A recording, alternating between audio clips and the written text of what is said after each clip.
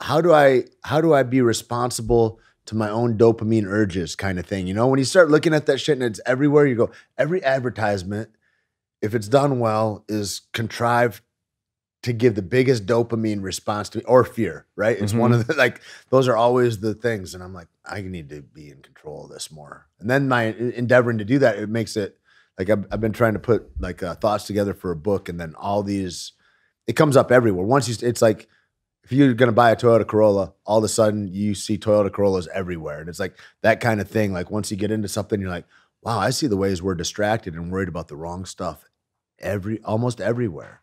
Yeah, and most of the time we have no idea what's tickling that fucking dopamine response. Right. Right? Until like some study comes out and you see a guy like Dr. Andy Galpin or somebody retweet it and you're like, motherfucker, likes on Instagram will create a testosterone response and a dopamine response. Dude, if you, or huge depression. Or the converse of that is this was the greatest post I ever did and no one's liking it. Right. And then you're fucking depressed all day long. And then you make it, and then you try to be smart and you go, oh, that's because they changed the algorithm or something. You know what I mean? And I'm like, bitch, you don't know what algorithm is. I say it all the time. I can spell it even. I got no idea. I get a general idea. Yeah, they changed the algorithm. It's funny, man. That whole thing, this is, dude, how glad are you that you moved here? It's fucking amazing. Austin's incredible. It's incredible. It's a trip because I think about it and looking around, and I think just the potential of like what fishbowl you put yourself in. Mm-hmm. And there's a lot of people that are about doing a lot of things that are in this area, and it's been really inspiring to be around that. But even the air is like people are like, is it hot? Do you hate it? I'm like, man, this is like nourishing. Like it just feels good, the skin. And I feel like I never knew how lush it was. I was in the hill country kind of all weekend. Oh yeah. Dude, it's almost rainforesty. Like it's fucking beautiful. I came out here for Paleo FX a year ago, and that's when I met Aubrey and everything kind of fell in place for me. And I went for a run on LSD, and it felt like I was sweating so much from the humidity that I had to take my headphones out. And it sounded like I was in fucking Mexico. Who goes for a run on LSD? I think it's a good move. I think it's a good idea. Have you continued the practice, and what are the results? Are we charting this? What's going on? I'm not doing like biometrics and self-quantification when I'm doing it, but you can get into a flow state much easier. And I'm not talking about like a fucking heroic dose, just a microdose. But it was Which like is what, 25 milligrams or something? 25 micrograms to 50 micrograms. Yeah, 50 is more than a micro for a lot of people, but for me, that seems to be a fine dose. Like there's no close-eyed visuals or anything you consider to be like, you know, a macro dose. But running on that, like you just get into your fucking flow. Like you feel like your legs can keep going. Crazy. You could tune into your breath better so you're not gasping for air, or like whatever that that regulator is that tells you to pump the brakes. Like you feel like you can pace yourself better. So you're just constantly in this amazing running state. I think the thing that wears me out in running is being clunky, is having you know, I get an injury or something, and then my body adjusts in a way that doesn't work towards function in the totality of it, only function of that injury area. And so it's, I think that thing about being loose, because like that, I'll get bound up, but I think that maybe like what you're saying, it seems like you could get into a flow of like where your body knows intrinsically how to move instead of overthinking it to where you're trying to curate an injury or something like shit that. Like that. Yeah, exactly. Yeah. You just feel better. You feel like placement on the ground, where your feet are going to go, all that shit. In unison with the world. Yeah. And it's nice being in the hills because you got up and down. It's challenging. It's not like running a mountain, but it's fucking gorgeous. And it's green year round here. Like we get thunderstorms all 4 seasons. It's always green. You ever go to the Grove? There's a restaurant called The Grove, and it's up, I don't know if it's by Bee Creek or Bee Cave or... Bee Cave? Something, and there's something creek up there, Hickory Creek, or there's a lot of creek roads. There's Barton Creek. There's all kinds of creeks. I was up over there, and there's this tree, and it's some kind of oak tree, but it goes long. It defies gravity, kind of. The weight of it, for sure, it would break under itself. You feel like, and these big, huge trunks that go along the ground and come up, and it's this huge canopy under one tree. It might be a canopy oak even, but they're fucking gorgeous. I mean, just the stuff that's here is fucking beautiful. And then I'm driving home and I see, I don't know, in New Mexico, man, that I got coyotes around my house and stuff. I see coyotes on Hollywood Boulevard in LA. They kind of look the same. They're the most bedraggled, homeless, AIDS looking, ridden type of coyotes. They don't look well. You know what I mean? And dude, I saw this fucking coyote. It came across my road when I'm driving. Big, bullish looking coyote, just swagger. They just skulk across. That's how they move. Skulk, I think, where they're just confident but a little shady. You know? Anyway, badass, like a dog. Like I was like, we could hang out. You could come home with me. I like it, man. I like it. I want to move. I really do. You're not digging SoCal right now. I love it. I'll stay there. I got to be there in some regards, but I'm selling my house in Santa Fe right now. Really? I'm selling my gym. I'm turning my gym over. I've got one of my partners is this guy that I've known for a long, long time. I knew him when I was bouncing at clubs, and he got hemmed up on this weird conspiracy charge that shouldn't happen and all his business. And then he had to sit a few years, and I hadn't seen him in a long time, but when he got sentenced, he had a waiting time before he went into prison, and he hit me up. He's like, hey dude, I want to get in shape. I want to think about how to retrain my mind to get. And so we just started hanging out a lot. And then we stayed in contact with him and kept programming to him and all that. And he put like functional fitness on like 4 different yards that he was on, kind of changed the modality of training that was happening in the federal prison system where he was anyway. And then he came back, and he's got a family and all that. And he's been at the gym for 4 or 5 years now. And we're just looking to transfer it over to him. And then that's awesome. You know, that's a dream realized for him, and something that is cool for me, because I get into this thing where, you know, I'd get starting all these different things, and to curate them all becomes an energetic expenditure that I thought at some points you think you can do it, but then you're like, I don't know what's not sustainable until I'm really down the road quite a ways, you know? Yeah. And then I go, I don't want to create noise in the world, in the space, digital noise, any kind of noise. And to have started something like that gym that's touched so many people, and to not have it go on, I was like, I can't let go of that, because I feel like a responsibility to it. But then, man, you just open yourself up to like whatever the possibility is that you might not be seeing. And so that's what I'm really happy about, is that energy gets to keep going on, you know? And that's kind of what I want to look towards in my life. I want potency instead of content, you know? Like all these guys want to put content. I'm like, I'd rather have like a potent punch to it instead of just this muddiness. Yeah, and be spread so thin in all directions that you fucking can't really, jack of all trades, master of none. Yeah, you know? Yeah. What? Let's dive into that a little bit. You've really fucking done it all. Like you really have you're a Renaissance man. You've fucking done it all. You started in fighting. Obviously, you're in film now. And you've got fucking Caveman coffee. You've got gyms. You're a part of a lot of fucking stuff. Yeah. What do you see? I mean, how has that transition been? What are all the things that you're into? I know this is a fucking loaded question, and I hate loaded questions. Man. But I didn't know what was possible, you know. And you go and you grow up, and there's like, you see the options that are around you in whatever town you grow up in.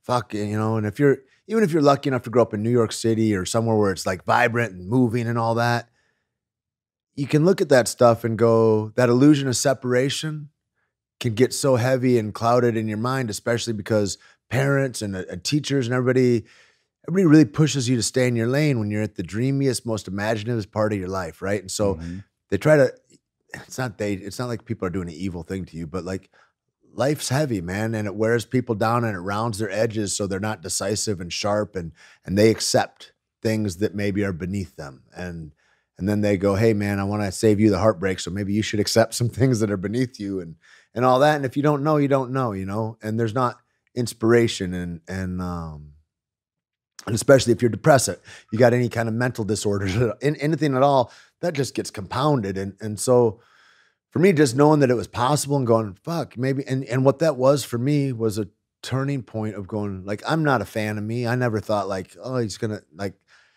I was like, just, I hope I don't live in prison or on welfare. Like those were the things that I thought was maybe going to occur. And looking at it,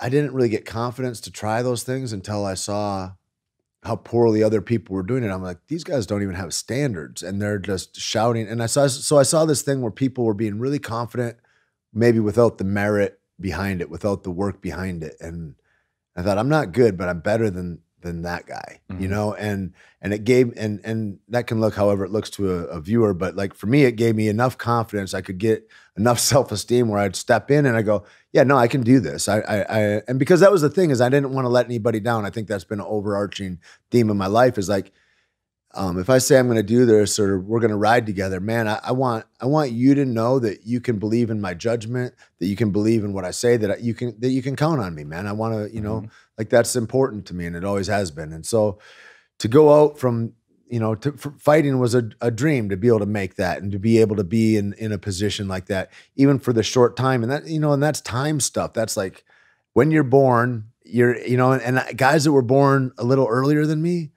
and they looked at me when I'd started fighting, and they're like, and pissed, because they had that same expression they're dying to give out, but there wasn't a vessel that they could show that creation in. They could not put their art somewhere, right? Yeah. And so they're like, fuck, man, I would have liked to have done that instead of just going to jail for punching my friends in the bar or whatever the thing is, you know?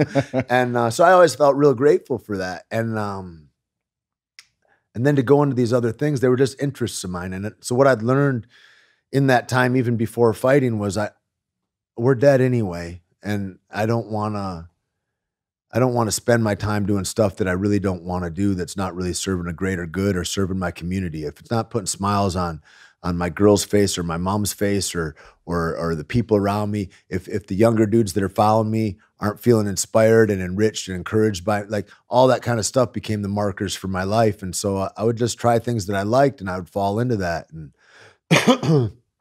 it's like getting into the nightclubs. You know, I've had great fortune, you know,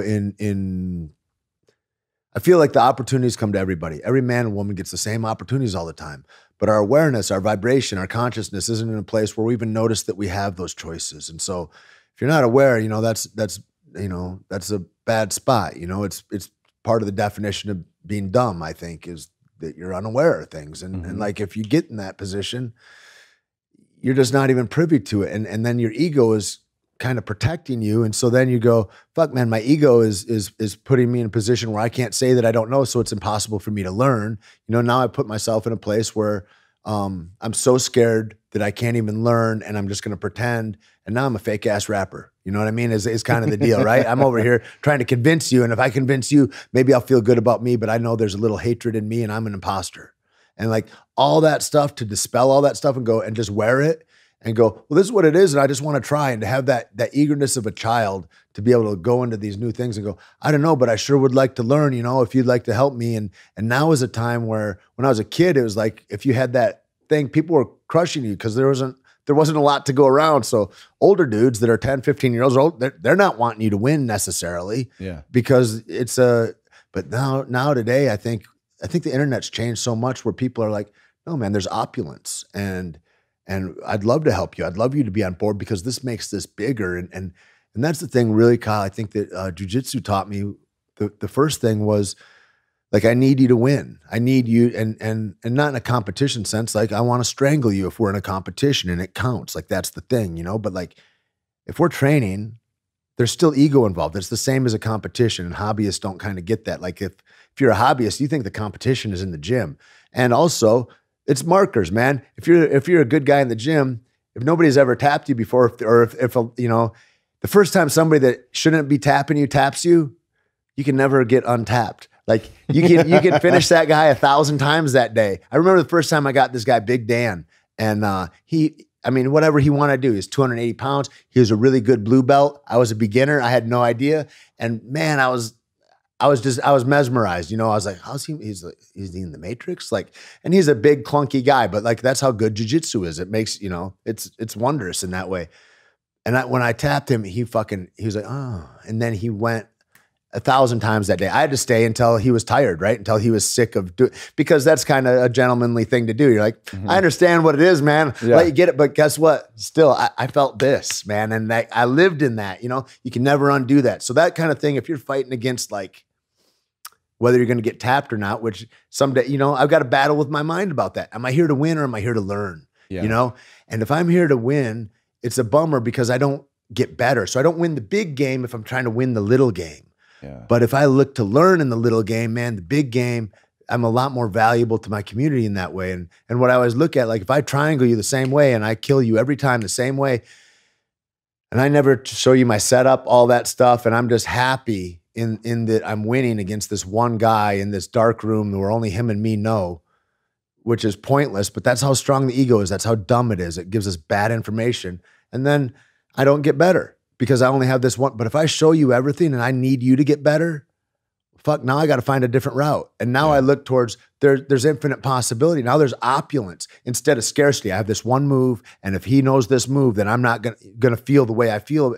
And it's like, it's all bullshit. And once all that melted away, it opened up a consciousness for me to be able to try other things and seek out other professionals and go, maybe other people feel this way, because I know not everybody grew up in a sense of scarcity that I'd felt. And like, I see other people operate, and their first thing isn't defensiveness when they see a dude walking down the street. Their first thing is, oh, hey, good to meet you. My first thing is this guy, is he capable of hurting me? What's going on? Who else is around? And what, you go through these fucking tests in your mind, and it's like, that is ridiculous. And I was talking to a friend about it. I said, guys are, and not all guys, me, I'll say, I don't know. I don't want to talk for anybody, but I'm ready to fight you all the time. Like if you're a stranger in the street, if you're in a restaurant or something and I walk in there and you look at me, I'm like, cool, man. And I'm cool. And you're not going to know maybe that I'm not going to betray my own hidden self and play that card. However, I'm going to look and I'm going to think, well, now it's your, hey, how you doing? I'll be smiling and gracious, but like, also, if we have to, I'm ready to go. Like, and that's it. And that keeps the fucking peace, man. That little thing, that knowledge of, I know you're willing and I know I'm willing. I know neither of us are really into it. However, yeah, and when that becomes the operating manual for my fucking life, I'm in defense of everything, But it's kind of like, it's almost necessary too. You've got to be able, I think it's my responsibility, able to be fit and all that, because it's like, I take my dog to the park and he can be a bit of a dick, like but it's situational. If you're a little chihuahua and you hold your ground, like he'll run up and sniff, and fuck, a dog running up, it's like, anybody runs up on anybody. It seems weird. And that chihuahua looks and he's like, hey. And he just looks and he's a little nothing chihuahua. Hank's like, cool, man. And he goes on and he sniffs the next pile of shit or whatever. If you're a bigger dog even and you roll over and show him and you're like, hey, no, I'm cool. He'll sit there and menace you and growl and bark over your body until you piss on yourself, golden retriever. And that's the way. And I'm like, you got to at least own your shadow. If you're not willing to defend your space, if you got nothing that you it's like de-evolution in a way. I think it's not the structure that we're supposed to live with, checks and balances to some degree. It's not a free-for-all. There's evolutionary rules that we got to follow. And I think that when I get my life internally in line with those things, shit moves smoother. And that's gone into like, film and this and that. I don't know how it works, man. I couldn't have contrived it, but I just said yes. And I showed up, and then I go, I want to not, it's like even coming here, man. It's like, my friend asked me to come and do this podcast. I want to not let him down. I want to make sure that the result is what everybody's after, and the same thing in film. If I get hired for a job, man, if there's a better guy, get that guy. Whatever makes this film the best, like I'm a part of this thing. And so knowing myself and my own ego in a place and going into a position where I can be a healthy additive instead of like, we got to work around this guy because he's got some funny ideas about whatever. He's got quirky energy. It's like, I'm here to make people more comfortable, man. I'm here to make people maybe challenge their ideas about how they need to look into their own darkness, how they need to overcome their own ego, how it's our duty to elevate ourselves, and it's our duty to be cooperative in that respect. And we can't get as good if we're not cooperative. We just can't, I look at Origin of the Species, and you look at like what Darwin wrote about, and everybody takes away because everybody's kind of a knucklehead and everybody thinks they're a tough guy. And so they all go, hey dude, it's dominance of the fittest and all that kind of shit and whatever, right? Yeah. Only the strong survive. But that ain't true. I mean, it's a portion of that, but that whole idea he talks about is about cooperation, is about if we're not all conspiring for each other's best, like, and some are going to get cold, it's going to fall away. But like, death isn't the worst thing. And we're in this weird society where we think that's, you know, we don't even talk about it. Like, unless you're a farmer, like they're ahead of people mostly because they see a cycle of life, but we're so anesthetized to it. I think that, you know, if we're going to live in a non-reality, we're going to bump into reality, you know? And it's like, that it maybe behooves you to find out more and explore more about how the universe operates, I think. Yeah. So many of us get caught in whatever the thing is that we grow up with, right? Like whatever that is, it's different for us than it is for our kids. Yeah. Like we had corded phones, and then we watched that. Is that crazy? Yeah, corded phones. You know, they put the cell phone in the car first, and there was a car phone if you had money for it. Shit like that. And then now kids got fucking iPads. They got everything. You got Google, you got the internet. And it's just like, you take it at face value as this has always existed. This is the way it always has been. This is what I have. And this is how life is, right? Because this is the time period that you're in. And you don't scale back to think like, how did they live 100 years ago? How did they live fucking 1,000 years ago? You know, like, how did this go down? And where's the responsibility? Yeah. Is the onus on the iPad to train the kid? Or is it on you to learn from the kid as you train the kid on how to be a proper human? You know, and that becomes this thing of how am I cheating? How am I shirking my own responsibilities and passing over because technology has made our lives easier? Well, yeah, there's an option for it to be easier, and it's nice to take part in that in some ways. But I would counter that the best thing is if you're butting up against it a little bit, and it's a little bit abrasive, and you have to learn, man. I skinned my knees, and you learn how to stand up again. You know, you've got to come into that pressure a little bit, and everybody tries to be stress-free. And it's like, no, we want stress, but we want it to be potent and directive, right? I don't want a leaky stress where I feel frustrated and I don't feel like this life is a tenable thing that I understand at all. Yeah. If you're out of control and it's constant, then that's no mania. Bueno. Yeah. That's misery. You're living in hell. That's hell. And then if you look at it at the gym, you go, I want to exact a response. I want to become adaptive to this new pressure that I have, this stressor. And like stress, potent stress, if you decide the stress, you grow into greatness. And I don't know anybody that I look to as great as like a hero of mine that shrinks from stress in that way. Like they go into potent amounts of stress and then they dictate also their recovery and all that. I don't know. I hate it when people flip it, but I want to know too, like as you age, how has your training changed? You know, I feel like you go back to the same thing I do. We're going to train as hard as we can with weights and this and that. We're going to do wrestling, and then we're going to strike later in the day. So we're going to work 2 or 3 a days, and we're going to do that probably 5 days a week, sometimes 6, or we'll do another thing on, you know, things like that, right? And now maybe get a 2 a day on Saturday. But then all the intellectual, like there's a lot of parts of your life, family, lovers, this and that like didn't take precedence at a certain time because it's a selfish endeavor of I have to form myself to be this thing, to do this thing. And now you're in a place where, okay, now I'm going to learn about business more, and I'm going to learn how to operate in these different venues more. What I'm finding is that there's less space for recovery. So if I were to work out that hard, I don't get any benefit. I'm just always in a point of that deconstruction. I never have a good rebuild. And so I'm looking to you for help. Yeah, 100%, brother. It's a great question. And I've started yoga, which has been fucking Yoga's curative. Fucking amazing. Dude, it is amazing. Dude, my body, I'd wake up in the middle of the night, a couple times a night, started doing yoga about 4 weeks ago, and fucking it is incredible. It offers space inside. It's amazing. It's a game changer. Anyway. Yeah, I've had it's funny, you know, like we train that way, and you know, when I retired, I first looked back and I was like, damn, fighting is so selfish. And I don't look at fighters and be like, oh, you selfish prick. Like, it's just a selfish thing. Yeah, I don't even look at it as a bad way. It takes all your time, you know? And I see, obviously, you know, guys that I train with, and you trained at fucking Jackson Wink, like with really top tier dudes, like guys that are still fighting now who also have families. And I didn't have a family until after I finished.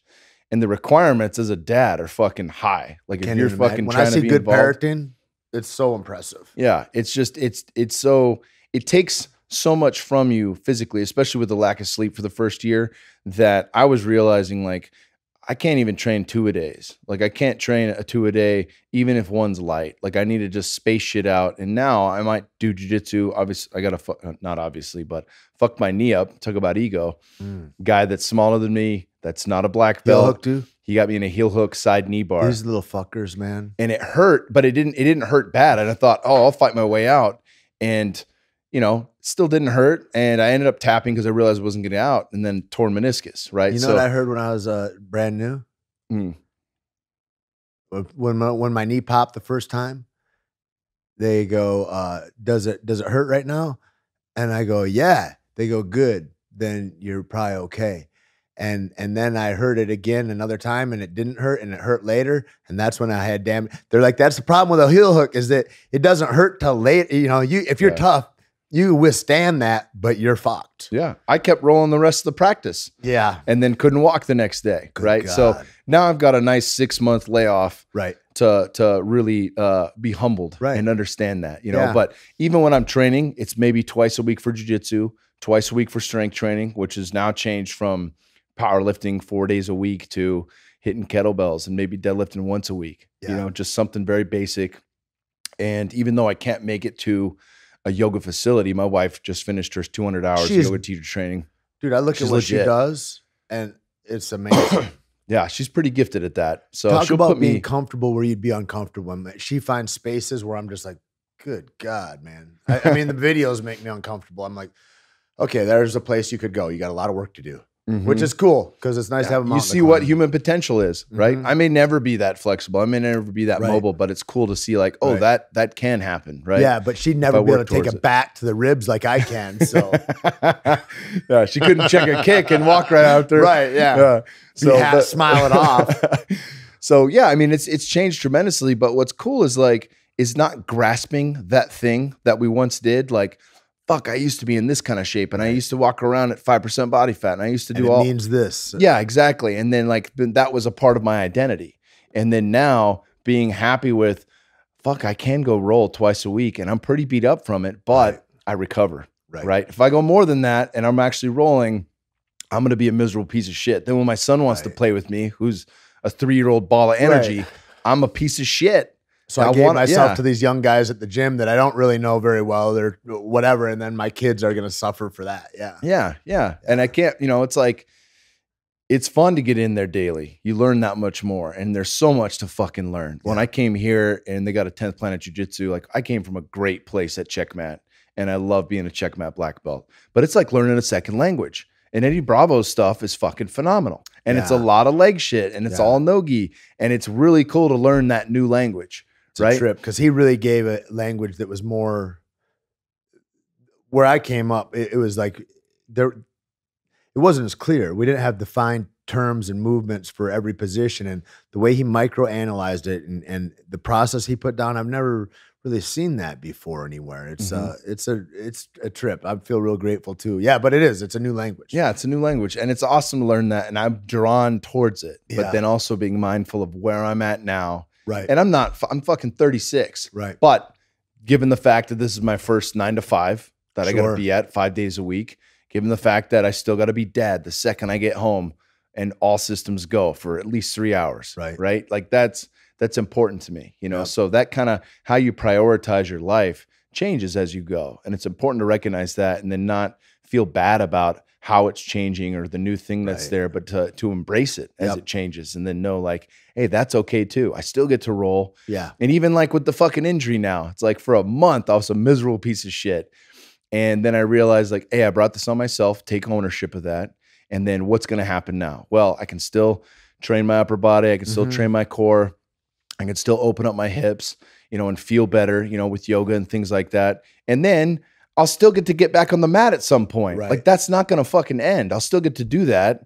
And hopefully the next time I'll recognize maybe it's a little bit better to tap early and fucking roll again, even if it doesn't hurt, you know? Yeah. Yeah. I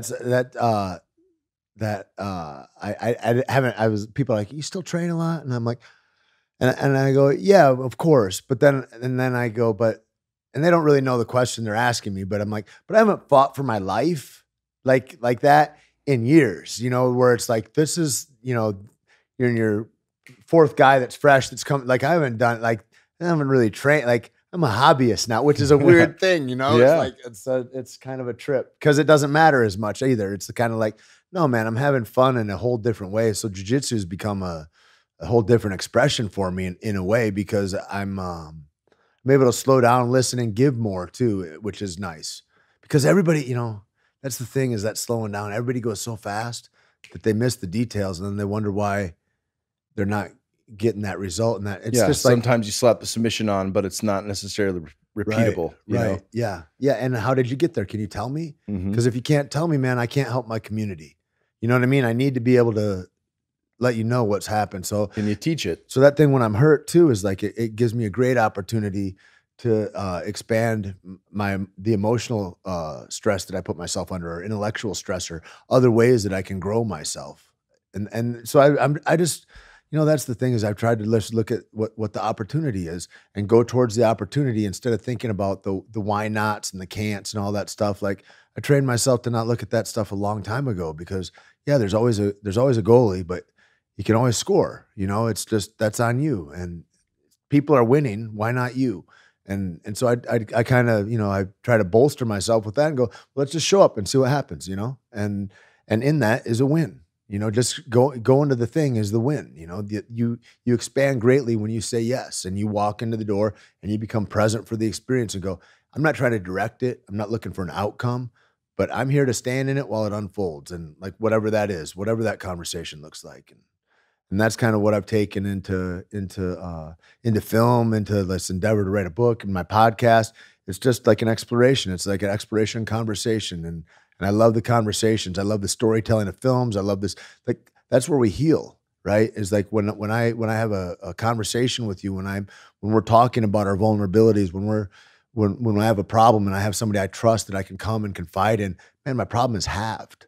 You know, it's like I find healing in those conversations, and so that's the thing. But you got to be courageous to stand in some conversations because they're uncomfortable, and receptive, right? Yeah. If you've got it all fucking figured out, you're not going to learn much. You know, the beautiful part I've been looking at a lot is this perspective thing. Is that this idea that I've kind of been chanting a little bit.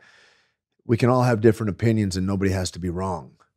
You know, and that's a crazy place to stand, because completely counterculture to the way shit's working now. And I give you a graciousness and a generosity of all your experiences to be right. And of course, you would think what you're thinking from your perspective with all the things that you've walked through. And is it helpful for me to counter that and say, you're wrong, look at it my way?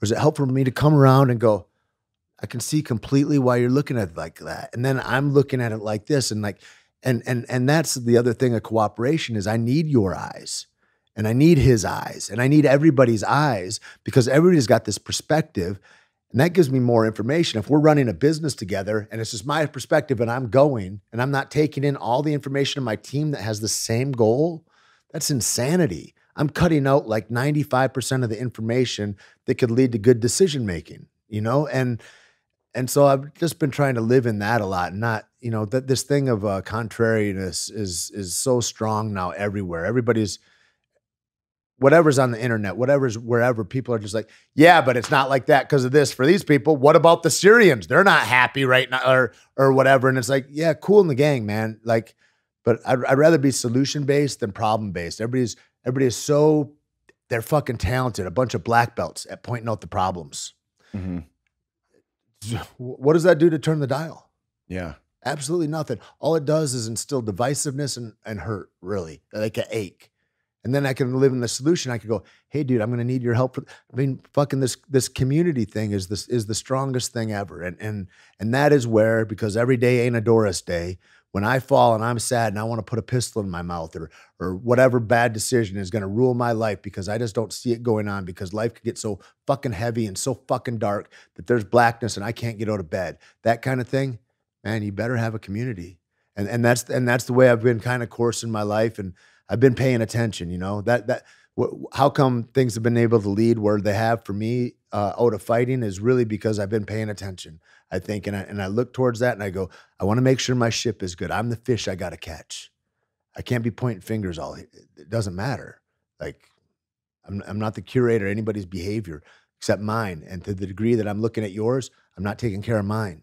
And I look at it like we're all a ship. And if I don't have my anchors moored right, if I don't have the availability to close my hatches and seal that, and my seals aren't, man, it's going to be nasty when a storm comes. And the deal is, emotionally in life, in our human existence, there's always storms. And when we get over that storm, we go, thank God that's over, and let's fucking party, and let's just not pay attention until the next storm. Mm-hmm. But that guy's boat is all over the place. He is a prey to his emotional nature, and he's fucking gone and lost. And so it's been my job to go, how do you tighten up the ship enough? Because there's going to be a storm. And you better take care of that ship while it's nice weather. And then when the storm comes, no big deal, and you're ready to go out. And then you're not starting from a deficit of, I've got to find my mooring point, I've got to do it. You've begun. That's champion thinking. Instead of going, I'm going to go like in fight, that's where I learned it, was in fights, and you're going to go and you're going to have a camp, you're going to lose weight first, you're going to get to weight. Like, it's crazy. We're all always losing weight. Lose weight. But what does that do? It takes away from skill set building. Mm-hmm. So I'm not building skills while I'm losing weight. I'm not building skills while I'm getting endurance even, maybe a little bit. But like, to focus on that's a whole different thing. But most of my camp is eaten up with not doing that. And then I have the fight, culminates. Ooh, then regardless what happens, I have a bit of depression. And then I eat. And then I loosen up this highly disciplined life a little bit. And then the next call comes and they go, okay, in 3 months or whatever, and there's another date.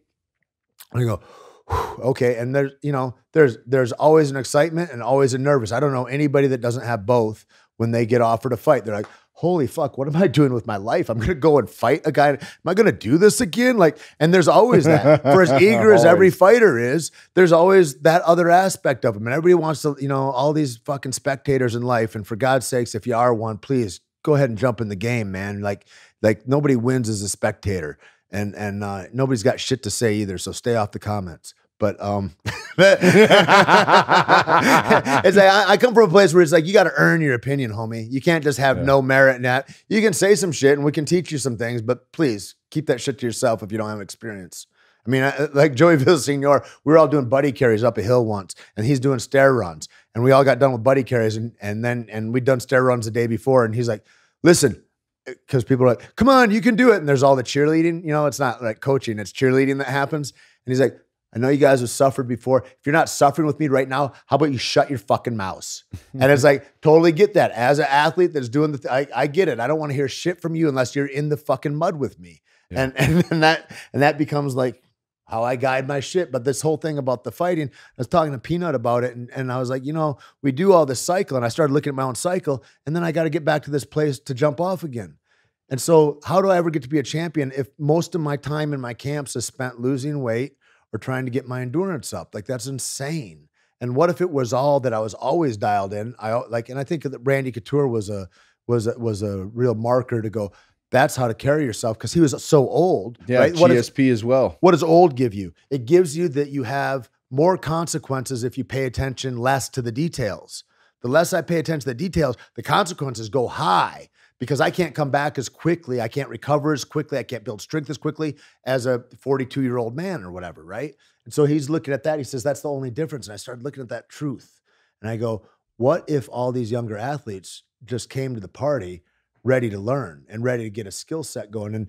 And so that's kind of becomes the whole thing for my life. If I want to be available to these opportunities that pass by every man and woman in this river of life that comes by all the time, I need to be aware, but then I better be fucking prepared. And then I can take hold and I can go, man, that's something that I think I could add value to, and go. And it's like, it's as opposed to going, oh, that's a shiny gold thing that I want, and I'm going to go and get after that. It's like, where can I increase the value of this thing? And that's the opulence, right? And I think that kind of thinking is just getting out of myself. Is like you gotta control your ego enough so you can get out of yourself and go, wait a minute, yeah, I need more money, but I'm working for this woman and she's about to lose her business. If she doesn't have a business, I don't have any money.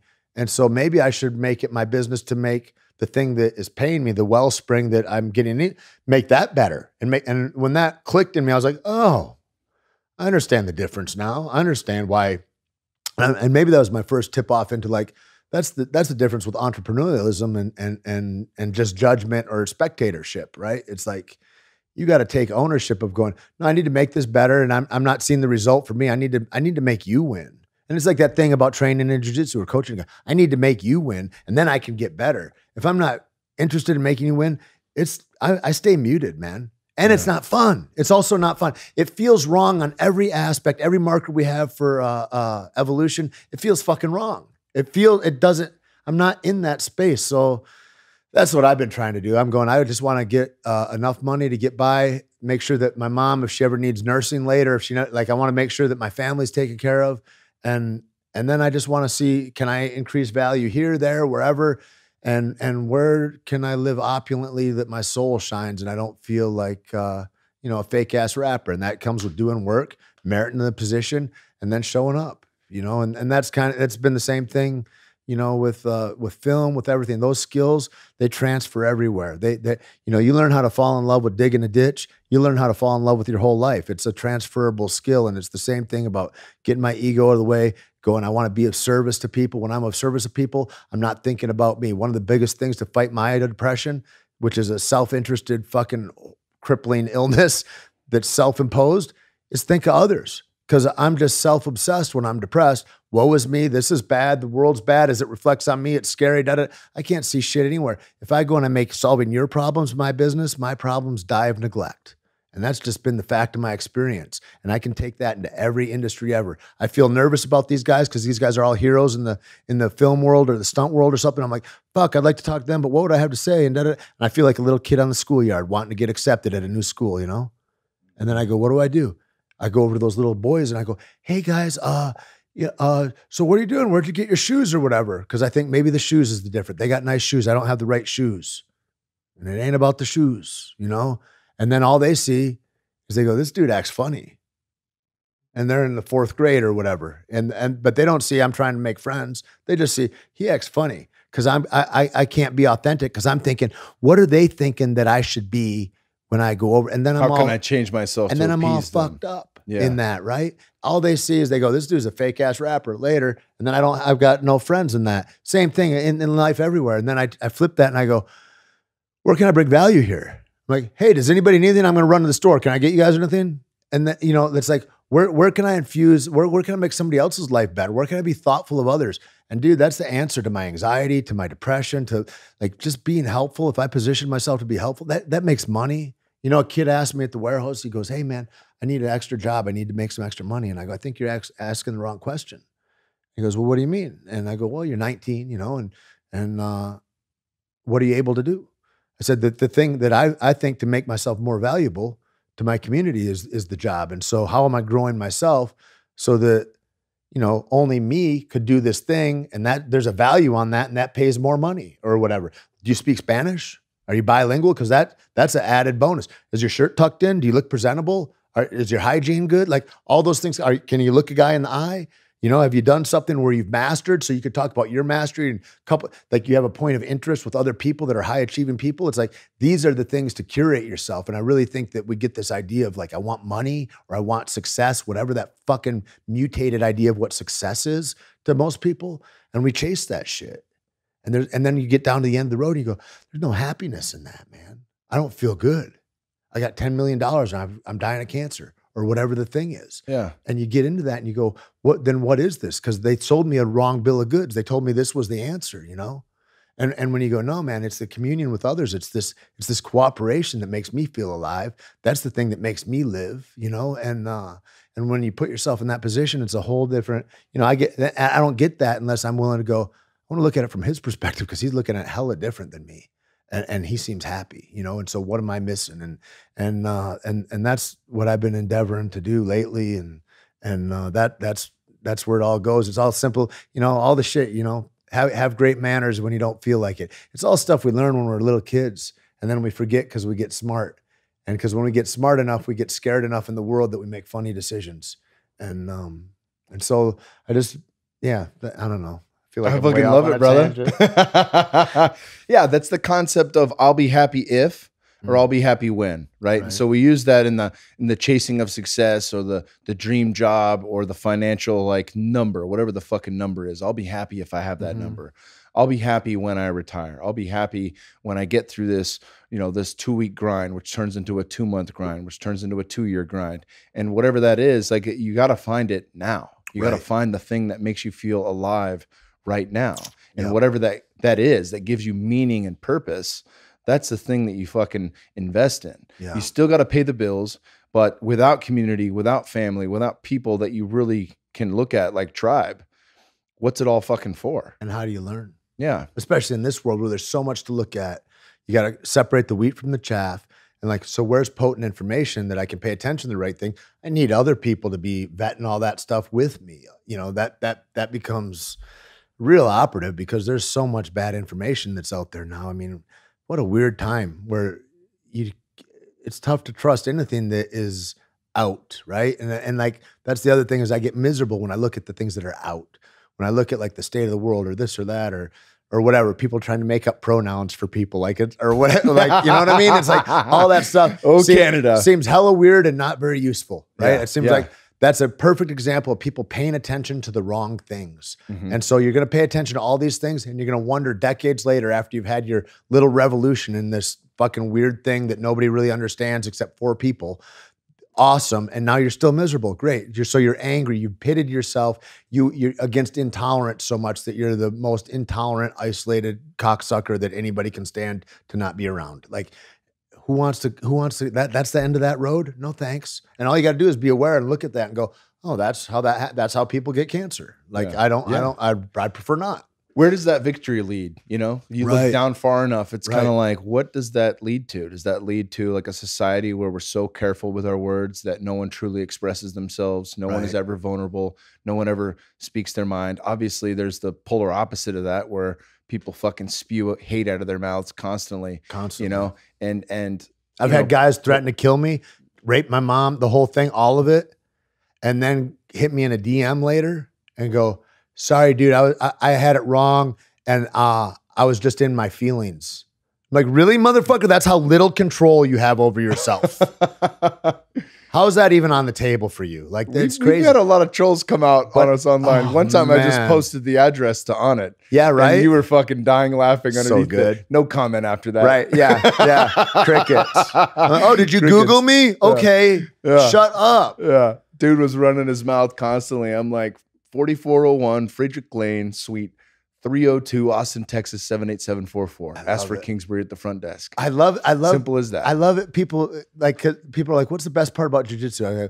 Because it separates all those fake ass rappers. Like, oh, are you a purple belt? Well, cool. We can find out right now, and we'll know after touching each other what each other's abilities are just for a few seconds. If you're adept at that, if you've been paying attention. And yeah, there's no lies there. You know, that was the beautiful part about jiu-jitsu for me was there's all the bullshit. And then there's just like, oh, we can find out right now. And the people making the threats on there, they're like, oh, he's willing to fight me right now and that's the thing. You go through it. It's like, I prefer not to do any of that. But like, if you would like a lesson, I would for sure grow your consciousness here, and I'll be down here. Allow me to help you. Yeah, allow me to help you grow. Please, let me be of service. Yeah, man. Ready and willing. It's almost a duty. It's like a duty, you know. Like you got to help young dudes. Well, I saw that too growing up, and I'm sure you did. Obviously, fighting professionally was not our first time fucking scrapping, right? So. But bullies, and that's a big deal now. And we see like zero tolerance policies. I remember when I was in high school, they started implementing the first zero tolerance policies. Like you fight, you get expelled. Right. And people didn't fight anymore on campus. Still a couple fights here and there, but not major. But one of the things I noticed growing up was how many bullies that I later remedied of their bulliness got away with just fucking words. They would talk so much shit and obviously looked the part. Right. And no one ever challenged them. And they would just fucking ruin people with their bullying, you know, until it came to a point. And I was on the other side of that spectrum, if I'm honest, where as I got older, I bullied some kids. Never physically, but probably a piece of shit where I had it in me to fucking talk more shit than I needed to. Yeah. But as a kid who was bullied. Just wishing a motherfucker would. Yeah. When I came into age, it was like, oh God. Like now I'm at the point where I can say, all right, let's do it. You know, and every time that happened, every time it was the most lopsided fight ever. Right. And I couldn't believe it. Like I was in disbelief picking apart a guy with I had very little experience, you know, with learning martial arts and could still pick apart this guy in a street fight because they had never been challenged once, not once. But talking like they're Muhammad Ali. Yeah. And that's the thing. I thought I remember a guy, I choked him out. like 6 different times. He spit on me at the door of the bar that I worked at, and it was at that point that it was we had to have a different conversation, you know, and he invited it. He goes, well, come on. And, you know, come on, faggot, get across the street, fucking, you got us that fucking stupid motherfucker. What do you fucking fight every day or something? You think you're something? And I was like 4 days out from a fight. And I was like, yeah. And I was like, yes, that actually, you're not going to believe me, but that's exactly what I do every day. It's all I think about is this, right? That's all I think about is getting in your fucking neck, bro. And we go over and he swings and I duck under and I choke him to sleep. And he gets up and I figure we're going to be good. Now we can talk, right? We've leveled it out. The problem with choking somebody out, it's like tasing somebody. They're gone. They come back. They have no idea what happened. Pick up. It's just like you press pause on the movie and now you press play again. There's no residual hangover from that. So he comes back all full and, you know, whatever he's on and all that 4 or 5 more times. And then after he's out, like the 4th or 5th time, I call over to one of my guys and go, hey, because we would do citizen's arrest. And I go, give me some handcuffs. And so I link the dude up the next time he goes. And then he comes to in handcuffs. And then instead of motherfucking me, it's a whole different story. And he's not going to kill my mom anymore and all that. And he's not a part of the, he's claiming some fucking Italian mafia shit. I'm like, we're in Mexico, homie. Like you sell ecstasy in the street. And so, and then he goes, no. And then the bartering starts and then the police come and I didn't notice at first, but he's shaved his eyebrows off to where there's little blood spot, like nicks, you know, what weird motherfucker. I didn't notice until he's handcuffed and he's under this tree. I was like, well, that's interesting. And then the police came later, of course. And I go, it's too late, man. I have to put the handcuffs on. Only the police take them off. I don't know what's going, you know, that's it for you. You're going to go settle down for the night. And he goes, yeah, he attacked me and he grabbed my head and he rubbed my eyebrows off on the ground. And I thought, because the cop was like, what are you doing, dude? You look ridiculous. He said, yeah, he did that to me. And I thought, that was amazing.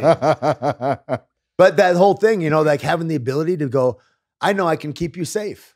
You know, he didn't get hurt at all. Yeah. Like, and we can do that thing. I can completely shut. And I thought, man, this jujitsu, everybody's got it. It's like, it feels like it's a responsibility that people know that. Like, it's such a good thing to have. And just the confidence, the leveling of your pride, all that stuff. I mean, that's the thing too, is like, I try to do stand-up or I go into the, you know, I'm in acting classes now and like I get jobs in the stunt world regardless, but I want to get better at those things and what those things do. Why I want to is because it scares me.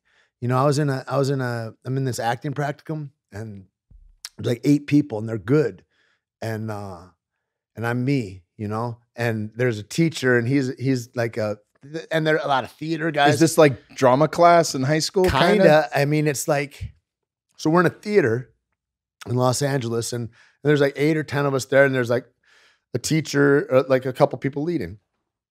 And he goes, the first day he goes, hey, we want to get monologues. Everybody's going to present a monologue next week. And this is a workspace. It's not a class. It's just a place for you to work on your stuff and maybe get some feedback and all that. And so there's a bunch of competent people here to do that. And we're going to do that. That's cool. He goes, do you have a monologue? And I go, no. But a lot of people that are actors have monologues that they can go. And so then they can go audition to a agent or something like that. Right. Mm. Which I always thought, how weird is that you're in a room with a guy and you're just going to do a thing from Streetcar Named Desire or something to this guy to show, like, so it's the kind of, it's funny. It makes me giggle at least, you know, like whatever, that's the way to do it. I'll do that. But it seems silly a little.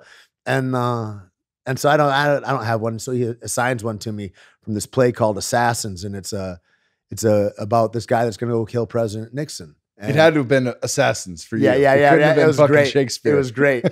So anyway, I get that and I go to this bookstore where they have all these plays and I study it and I'm trying to learn it. And it's like 4 pages. It's a lot. And I was like, I've never endeavored anything of that size to try to do on film or anything. So I get that and I go, okay. And I work on it all the time. And I can do it. I can do it. But then I'm like, I don't want to present it though. And I'm like, who's going to be first? So the next day class comes and I've got my stuff and the whole police, and it's kind of a tiered thing. It's got like 8 rows and I'm on the back row just so I can view everything, you know? And so nobody fucking looks at me. And I'm in there and my buddy's there. He's a Navy SEAL. And so he can barely hear. He's few years out now, but he's in this, he's the one that got me into the practicum. And so he's like, hey, you're going to be there. And he doesn't show up. I'm like, you motherfucker. Like, I'm here alone with these fucking nerds, man. And I'm looking down at this one dude, and he's like 55 or something. He's in front of me, and I go, am I going to go first? I should just fucking go and just bust a nut and get it done. And I'm about to raise my hand. He goes, I'll go. And I was like, well, great. I guess John's going to go. And so I sit back and listen, and I was like, he does something from Othello or something, and he's beautiful, right? And it's long, and I was like, I might be in the wrong class. Like, this guy's really good. And I go, and then afterwards I hear, he's done this. He's presented that. He's been paid to be on stage and do that role twice before. So for full runs of shows, he's done this professionally, this monologue, and I got mine last week. And I'm like, I feel like we're on different levels, you know? And then I go, okay, well, maybe I'll go next. And somebody else jumps up, and then I go, well, I'll go last, you know, and maybe they'll run out of time. Maybe that'll happen, and I'll get lucky. And I'm here, that's how crazy the mind is. I'm here in the experience, wanting the stuff and going, maybe they'll pass me up, and that would be freedom, right? So I got this mind that lies to me. I got this critic inside I got to control. And so then I'm sitting there more, a couple more people go. They're fucking great. I cry at one. It's fucking awesome. And then I thought, I'm in the wrong class for sure, because I thought these other people would maybe suck also. And then I'm looking at the stairs, and I'm like, I could fake an injury, I guess, when I'm walking up. And I'm like, and all this stuff is going, my mind's on fire with this crazy mania. And I'm watching my mind do all this stuff. I'm like, this is so interesting. Like, you might as well be 6 years old right now going to a new school or something. This is crazy. And so those are the situations when I feel stuff like that I try to put myself in as much as I can, because that's the stuff when I left that, after I did that on that day, I never had to feel like that again, but then right when I left, man, the kind of I felt like I was a different fella, you know, and I was a different fella than the guy that walked in. And those are the things, man, those breakthroughs that are hard to push up again. And it's silly. It's going and talk, but I'm looking at that stage, bro. And I'm like, where do I hide up in that stage? It's just me on that stage. And then all these people are going to look at me, and everything is very well lighted in theaters. They're lighted just exactly how they want it to be, which is fucking everything. You're a microscope and you can't see them. And I'm like, that is an uncomfortable position that you guys have set up. But to go and do that and give it away then, and to go, it doesn't matter how, this is going to be what it is. And now you have to flow. And so those things too that I've been looking into is how can you control a flow state in a better way? Besides, like, you know, the first time I knew it and had language for it was like when I was in a stick fight, and I felt a dilution of time and all. And before that, when I was a kid, it was when I'd rob houses or something like that. You know, I'd feel like, if, you know, you're like, where you feel like that high consequence and you're in emotion, and it's like you get into this other place, and that's, I can feel that when I perform in that way. And so that practicum has been good, just as far as sharpening the sword. And what I was going to say about paying attention to the wrong shit earlier, is that this thing, you know, all these guys that I talk to, and they're like, I just want to make some money. And I get it, man. It's like, everybody want to make some money. And you hear guys that made their first million at 21 or something. I was with a guy this week. He's like, I bought my first Ferrari at 25. And I'm like, how the fuck does that happen? You know, like, I'm making $825 when I'm 25 years old or whatever, you know? And I really believe that, and I tell all my guys, this is to sharpen your sword. Until you're in your mid 30s, 40, like, you're not even supposed to make money, man. Like, sure, pay attention, all that stuff, but build yourself a vessel that can feed the community that's going to come up around you. And if you're paying attention about getting money, you might not be sharpening the sword in a way that's going to be most useful down the line. And you've got to look at what's most useful down the line, not this short-term thing, because this is going to be evaporative, you know? And so I'm looking like, how do I get a sustainability approach to even my own energy, as far as what I'm expending, and what, you know, like, is this going to serve my ego today, but like, is it going to be destructive later? And to vary those things. And I think that you just, you know, you go and build character in those times, and then there's going to be a place for you. You're going to be useful. You're going to build yourself into a useful vessel. And so that's still my course. That's still what I'm trying to do. It's like, I'm making a little more money now than then, but it's not, that road's not over. It's and because nothing else turns me on. If somebody gave me $1 million to sit around, it'd be a horrible existence, you know? It'd be way better to have, here's 50 grand and have a dynamic life. It's like, you know, what are we living for? You know, is it a dollar point? Is it likes? Or is it that kind of camaraderie that I could get with life where I feel like I'm held in the hand of God and that everything is okay and there's beauty that surrounds me? And those are all within my choices. And I used to just feel like I was buffeted around by life, but I wasn't paying attention to, are my anchors moored? Did I make sure that I got good seals? Am I taking care of the ship? You know, and I didn't even know what the facets of a ship were. It's not like we're taught that early on, you know? I didn't start thinking about fitness or health or anything. Fuck, I never started thinking about really like what I think of optimal diets until like 8 years ago or something like that. It's like, that's brand new. And so I feel like I got a lot of catch up to do because, you know, I accepted a lot of bad information for a long time, probably. Yeah. You know? Yeah. You dropped the God word. Yeah. And I wanted to ask you, because something I've wanted to do the G-O-D. Yeah. Or if I'm Jewish, I go G-D, because they don't put the O because that would be disrespectful. Is that crazy? You ever see it written like that with the G and the dash and the D? Yeah, because I studied Kabbalah for a while. And that I was like, what's up with you guys? Are you guys pretending that's not weird? Is it like writing EFF because you're afraid to say, like, what's going on? And they're like, no, it's disrespectful or what? And I'm like, that's crazy. But cool. Well, I get it. All right. Yeah, that's a human thought anyway, you have about what's disrespectful. Yeah, right. To a deity that we can't imagine. Yeah, to something that's undescribable. You got to go to, and correct me if I'm wrong, but you went to the Ram Dass retreat with Duncan Trussell. Yeah. How was that? This is great, man. I wanted to go for a long time. Beautiful. Every year, I mean, you better go quick because he's not going to last long. There's an expiration date on him for sure. But the most amazing thing of it, you know, and Jack Kornfield's there, who was like if you don't know, he's like a really big deal in like the Buddhist meditation kind of community. And a lot of his teachings and his wife, Trudy Goodman, really kind of set my mom free in a lot of ways. And she's been in admiration of Ram Dass for a long time. And Ram Dass is a spiritual leader. All those guys that were at the retreat that were like presenters, they all had met in India 40 years prior or something, right? Wow. And they sat under Maharaji, and that was kind of their teacher. And it was really interesting. They all exposed their practices kind of and let everybody know. And everybody's in there still. It's like a bunch of millionaire dudes, basically 60 years old or better or whatever. And they're all going, yeah, but what did I do? Give us one actionable thing right now. And Duncan's on stage. He's like, yeah, well, what's the one thing that could make me have more centeredness or this or that? And the whole thing is, it's resounding in the whole week that we're there is practice. Have a practice, become disciplined to that practice.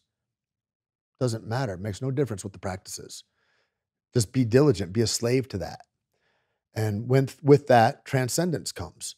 And a guy taught me that like 25 years ago. And he goes, he started trying to get me into meditation, and he goes, I want you to meditate. Start off for a couple minutes a day. Try to build up to 10 minutes a day. You know, just, you know, he's not getting crazy. And to where I've had guys before, they're like, you got to sit like this for an hour and a half or else you're fucking fake or whatever the thing is. And it's like, there's a lot of people that'll set goals that are unattainable. And those people are not masters. Those people are people that don't want you to succeed. Those are people that don't want you to win because they're afraid because they haven't won and they would hate for you to. And so you got to be careful who you listen to too. And so anyway, I bit this off, but I go, well, what do I do? Transcendental meditation I've heard about. I've heard about seated meditation. I've heard walking meditation. I've heard vows of silence. Like what route do I take? You know, do I do a little of this? Could I get a book on each one or something? I'm asking John and he says, Tait, you're dying of thirst. You're in a spiritual drought. You're disconnected from yourself. You don't even know who you are. You're wandering through life. You have all this power that is leaking everywhere, and it's causing you wrecks in your life everywhere. These are all in the desert. And you start digging a little bit at TM, and then you get distracted because, oh, there's another shiny thing. And then you start digging over here a little bit. You get a few feet down in every one, but you never get anywhere, and you die of thirst. Or you pick one. I don't care what it is. Pick it. Be consistent and disciplined to that thing, and you'll get to water. All these other things, they don't matter. Focus on what you're about. You know, be 100%, I'm willing to die in this. It's like, that's that seek death is I want to put all my intentions here to get the results of here. All those holes, wherever you dig, it leads to the same fucking aquifer.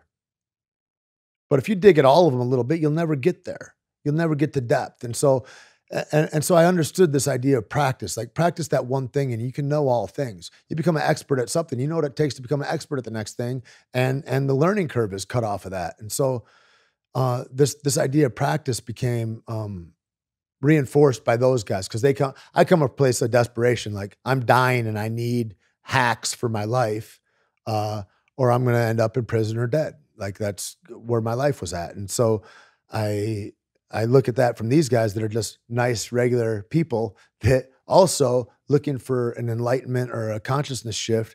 I'm like, wow, the same route is working for them. But everybody can't hear the message. Everybody's going, yeah, but what's the thing that I can do? And it's like the thing that is so untenable to you is that you have to sit in your practice every day. And sometimes it's monotonous. Sometimes it seems pointless. Sometimes there's 1,000 more things to do. But if you do not you'll never know the result if you don't maintain a discipline about it. And so that was the thing with that. But the most, it was like transcendental to me, like this, I never felt like this with a man before where he looked at people and it changed them. And he had a stroke. He speaks very in a labored way. He has to be very exact in what he wants to say.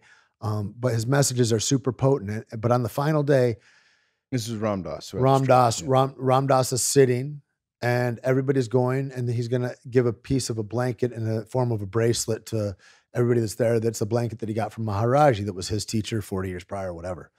And there's 350 people there. Everybody goes and they sit across from him and stare, and they do like a soul gazing type activity is what I recognize it as. I'm not sure what he would say, and everybody is bawling, and they've had a big weekend. I'm thinking, isn't this nice that all these nerds are having a great time, and look at how it touched them. You know what I mean? And we're going around the circle, and every single fucking person had that same experience with them. And my mom was in front of me, and she goes, and she is just waterworks, just beside herself.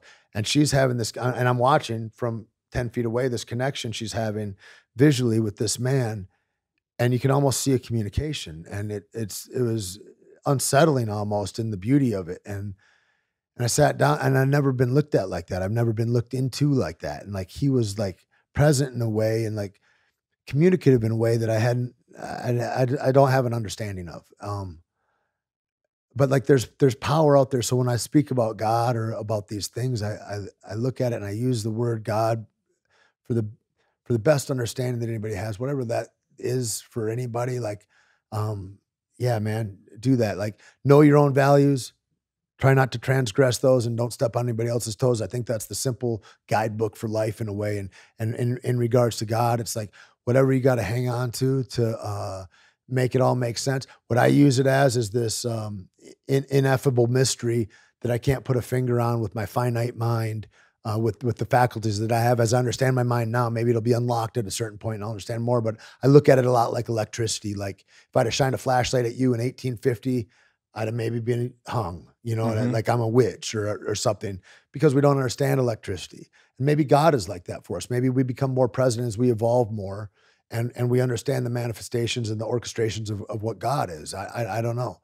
I believe on higher vibrations. Like I have feelings where I'm like, I am a creator that can pull the future into the present, and I am God. And I believe that exists in all of us. And I believe that the inner battle is with my ego, and that's coupled with service and with letting go and with hope, and all these things conspire for that result and in balance. But it's not a place that I live, right? It's a state that I can achieve, but it's not like a plateau where I live at. And so there's always more reaching to do. And so that's kind of how I understand God to be. And I understand that to be, I think like the Christians talk about it. And I think they talk about the Holy Ghost in the same way that I think about a unifying thread of spirit or a soul that is through us all, that we're all connected in that unity. And not all of us are on the same vibration. I choose to be cunty or whatever, or hurt other people or be outside of my own value system. And I disconnect from the hive. I've made a choice of isolation through my behavior, right? There's a consequence to it. I don't get to get into the flow of the universe and have my life live seamlessly and be useful and purposeful and feel valued, which is things that we all need. And so that's kind of how I look at God. I'm waiting for more to be revealed. And in my exploration, since I was a little boy, I've always been looking for God. And everything that I've explored, I mean, like I said, I've studied Kabbalah for a few years. I studied Christian. I mean, I was raised in Christianity under Episcopal flag, which is just another remix. And I thought then early on, I go, because my friends were Lutheran, I had Methodist, Baptist friends, and I was like, how many remixes of this are there? You know what I mean? It's all the same shit. And I'm like, y'all can't even agree on shit. So you're all petty. So you're all petty and you started your own party. And I was like, this is impotent at best, right? And it's maniacally divisive at worst. And we've seen that, right? And that's not just, I mean, that's whether you're like all of it has that nature to it. It's not all that. There's people that only reach to the highest points of that, but there's also all of it. There's murder and blood all over all of it. And I'm like, that doesn't ring true to me. That doesn't speak to my soul. And so I've been looking since I started questioning and I'm trying to know more, Kyle. And I don't know, but I'm trying to explore my internal self. And a lot of that talk, it came through, I got sober 24 years ago after, I created untenable situations that it's like, it's going to either be this or that, and there was a point, there was an opening where the craving or the lust that it had never been off me, that craving for dope or for booze ever since I started when I was 12 years old, like that was my whole guide. That was my God, right? That's the other thing about God and the mind is so amazing. Guy told me one time, he goes, whatever you think about all day is your God. You worry about your kids all day? Your kids are your God. Is that going to serve everybody the greatest good? You're thinking about that job you need? That girl you want? That's your God. Whatever you're obsessed with, that's your God. So mind your fucking mind, And I start thinking about that in a different way. And then you start to think about the God in everybody. You go, everybody's a little piece of God. And then you can put stuff in like in a level playing field that nobody has too much responsibility of God, of this pedestal thing. And you go, I want to curate a vibration where I recognize the God and the love in everybody. And I want this guy to win. Sure, I'll hit the brakes and let him pull in. I mean, it's practical. It comes up everywhere, right? It's not this ethereal, ephemeral kind of wisp of spirituality that you can barely grasp. A guy told me one of the biggest benefits that ever came to me was he goes, man, 95% of spirituality is having good manners when you don't want to. Like regardless. It's like act right regardless, Fucking eat right regardless. You want a result? You want to go eat right regardless of how you feel. I know you want to eat your feelings. Cool. How about you don't and you'll get a result? If you do, you'll get a result, but you choose it. And just in that owning my life in that way is giving me great freedom to go, yeah, I'm in this wreck and I chose it. I took every step to get here, I didn't not take the steps to get locked up. I took every step to get there. You want to not do that? You better examine your fucking steps. But if I'm blaming, if it's somebody else, I'm for sure going to get locked up again. It's inevitable. I've chosen it. When you absolve yourself of responsibility, you take like all ownership and power from yourself. You really have if you're choiceless in that matter, then you're truly just running on fucking autopilot. Yeah. Then life happens to you. You don't happen to life. You don't make life happen. This guy says to me back like 24 years ago, he goes, your problems are all of your making, which seems like bad news. And then he goes, but it's good news because that means that you've got all the capabilities to choose differently and to have less problems or successes. You get to choose. And when I started to look at my life like that and be accountable to every action, every step, and every thought, because when I'm fighting like alcoholism, it's every thought. I've got to think. I can't think I'm not going to drink. I'm not going to drink. I'm never going to drink. Because all I think is drink, drink, drink. That's all I hear. It's like telling me, don't think of a red stop sign. It's like fucking the first thing that pops in my mind is a red stop sign, And so that reorganizing my mind so that I could work within the world without having to anesthetize myself to be able to get through the world. Because it was just, and I can't explain a junkie mindset any more than there's a great scene in like I think it's Midnight Cowboy where he's going, just being a junkie, it's just like the fucking day-to-day fucking pain and misery of having to fucking get out of bed and put your fucking shoes on and go to the world, which seemed like this nihilistic, horrific, predatory kind of thing. And you're looking at life through this fucking one narrative that is just killing you, that's begging for heroin, and And you need to have a consciousness shift that's big enough to be able to bring about recovery. And if you're not willing to shake up your whole life and go, hey, starkly, here's how you created your life. And there's other choices. Now, here's how we're going to clean that life up. And here's how you're going to get right with you so you're not embarrassed or ashamed or feel like you owe anybody in the world, and you're going to face every fucking buddy that you ever took a misstep with. And you're going to do what you can to make it right.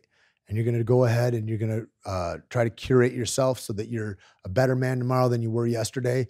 And then you're going to pass it along. And that's just what they trained me then. And that seemed to echo in every aspect of my life for health, recovery, and service to people. And it gave me a format with which I could live successfully, as opposed to having to live incarcerated. Yeah. Yeah. And that's what I love. You know, I get it all. Like I get a lot of that. Like it gets, whatever I endeavor to do that's hard, it cements that as truth for me. That's like another peer-reviewed study. And I'm like, oh, you got that from Jiu-Jitsu too? Fucking we got another metric to show that that's a good thing. Like, and how all those things just add to each other's greatness, you know? And so that's kind of where the thinking came from for me. And that's kind of like my idea of God. I don't know. The jury's out, you know, but I'm willing to stand in the conversation and watch it unfold. And I'm open to whatever possibility. What I think right now, maybe not the God of Abraham so much, maybe more like a simulation theory. And we're in the Matrix. Like that seems way more probable than anything else to me right now, that there's advanced races that have set up some kind of a system, and we're in this system. And I think one of the things that I hold true with that is that they, you know, wear it loosely. That, you know, if you can wear it like a game, man, you don't need to kill yourself. You know what I mean? Yeah. It's like it gives you a little leeway, you know? Yeah. And the thing is this one dude put me on this shit this weekend. He goes, we're in Earth School. That's what we're doing here, man. And he goes, and nobody fails Earth School, right? And you get a chance to do it again. And the thing is like the higher your consciousness, what's the point of that? Why do that? Why? Because the corrections are kinder, are gentler, right? I don't get slapped with a 2x4 of a cop kicking me in the face and zip tying me and dragging me. Like that's not my lesson anymore today. You know, my lesson is more like, you know, your mom's feeling uncomfortable right now, or fucking, you know, or it's just like when you get aware of more, the water never comes to a boil because you're aware that the heat's on, and then you're in control of the heat, and you know how to do that. Your life doesn't overflow. And so I think that's the point of raising your consciousness, is that, you know, what's nice for me now today, instead of people going, I wonder what that dude's going to do if he's in the room. You know, I can hold space. You know, it's like you go through life and what's the biggest gift you can give to people? Your time and yourself. And people feel uncomfortable almost everywhere they are. And if you can be a stabilizing, calm force that just holds space for people, fuck it. That's a huge gift, man. And so that's kind of like, I guess, what I'm endeavoring to be more in that space. And through that, I do a lot of stuff, you know, like Caveman Coffee. I haven't talked about it all or whatever. And it's just stuff that I do, but like that shit's like an education for me. Like that's a college, you know? And then I look at people that do stuff really well, and you look at people, like everybody's go, oh, a $40 billion company. I'd love to have a $40 billion company, you know? And, except what the weight of that is, I would not want that. Like, I don't know how to handle that because I haven't built up the weight. And so it's like Aubrey starting this. Like if he started in at this level right now, it would crush him. Mm-hmm. But he slowly added weight on the bar, and he can stand up under the weight of this now. You know, it's like he's built, but there's this fallacy, this boss fallacy. Everybody want to be a boss or whatever. Ain't nobody want to pay rent though, right? It's like fucking, where's the boss when it comes time to sweeping the floor and polishing the windows and paying the electric bill and making sure that my man got a check at the end of the day because fucking his family needs it. And that would be I'd rather starve to death than be on the other end of somebody else being fucked up because I've mismanaged things, you know? And so like that becomes the thing, is like, how do I get as strong as I can so I can be as useful to others and help as many people as possible? I think that's the goal, right? And if that's not the goal, that's cool. That everybody got their own goal, but I want to only fuck with people that have that goal, because other people that have some consciousness shit where they're paying attention to shit that don't matter to me, that's just distractionary, and it takes me off the course. And I don't know if I can afford the time to not learn. You know. I think I get in that place. Like now I'm reflective about it and going, man, it's like, I already know all the dumb shit. And like, there's all that. I don't want to argue about Trump. I don't care. Maybe it's the greatest thing ever. I don't know. I mean, I have a concern this way or that way, but I know enough to know I've been wrong a lot in my history. So I got to consider that I'm wrong about everything I think about today too. And I got to be willing to unfold and grow into the next thing. And so I also know when I think about the external, that my internal suffers. I get a chaos inside me. And I know that then I'm useless to everybody around me and ain't nobody going to help my mom or whatever, it's like, that becomes a thing, like, how am I going to be useful if I'm just bickering and pointing out what's wrong? I got to live in the solution and go, how do I curate myself to be a better man tomorrow? And that's, that if I'm having good days, that's what I'm thinking about, Yeah. Fuck yeah, brother. Fuck, dude. You crushed it. And this is fuck, man. Talk about how attractive the spaces are you guys create. It's like, it's nice to be able to walk into places and go, oh man, it's just family and brothers are here, and to really know that. And it's an interesting thing because you can know people very briefly. And if people have done the work on themselves and they're vulnerable and open like that in the strength that they have, it's like you've got brothers in a way that is in an accelerated way. You don't need to know somebody for 35 years or whatever. It's like you can feel somebody, it's like that thing in Jujitsu. You get body awareness, like their skills. If they're kind of a bully. All kinds of things about them. And it's the same thing with awareness in this world, and I feel like you get really perceptive, I guess. Fuck yeah, brother. Open up that field of awareness. Yeah. And that's the thing, so I say all that too. And I go, these guys asked me to talk about plant medicine this weekend too. And I brought it up a little bit, but I don't know a whole lot about it, but what I do know is that mushrooms and acid and shit, when I was a kid, for sure that helped my life. It gave me an alternate reality that I really needed. And I don't know what it did to my brain to open up paths of empathy and understanding that would not have been there otherwise. I can only see like, oh, here's how your father is, and he hasn't done that. And these are differences. Like I don't have really evidence, right? I just have ideas about it. But look into that and being sober for a long time, you hear all these things in that community about curative aspects of things. Cause everybody wants hey, I mean, you guys hear it all the time. This is a space for that. Just what do I take? I don't want to know about pathways. I don't want to know about macronutrients. What do I take to be ripped, dude? Or whatever, right? Mm-hmm. People want, and like when you're endeavoring to know yourself or God or purpose or something like that, and you want somebody else to do the work for you, that right there, just think it through that far and you go, that's a broken construct. That doesn't seem like that would work, right? Yeah. And so, but people want that with plant medicine because they hear people get all jazzed up about it after they've had an experience. And all I can say is like, I find no curative aspects with it in the overarching way that people are looking at it as a panacea. I don't think there's curative aspects to alcoholism, for instance, but I do think that there's perspective shifts that can happen. And I think that it comes down to what Ram Dass and those guys were saying, which emboldened the belief that I had, which is disciplined practice is the way. And that happens continually, consistently every day.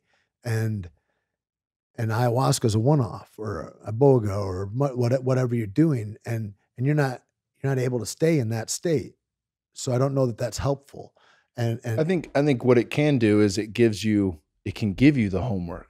Right. But if you don't do the fucking work, but what's the impetus for doing that? And if the fishbowl you go back to doesn't hold that space for you, it's very hard because that's a path you need to be led on. It's like there's a navigation there. And so it's like a kid that's going, hey dude, I want to be huge. So I want to do steroids.